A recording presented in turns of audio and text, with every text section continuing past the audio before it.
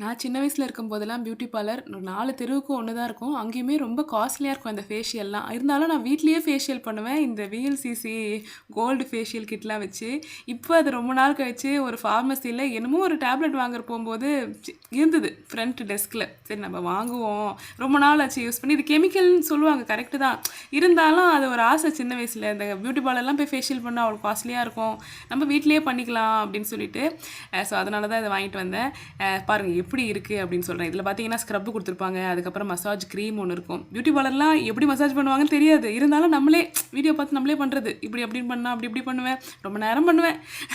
அதுக்கப்புறம் ஜெல் ஒன்று கொடுப்பாங்க. இதிலே அதெல்லாம் இருந்தது.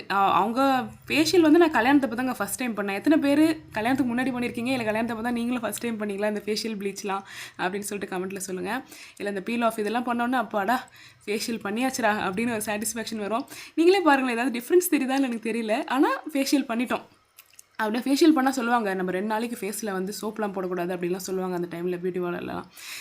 எத்தனை பேருக்கு இந்த அனுபவம் வருது கமெண்ட்டில் சொல்லுங்கள். Bye by.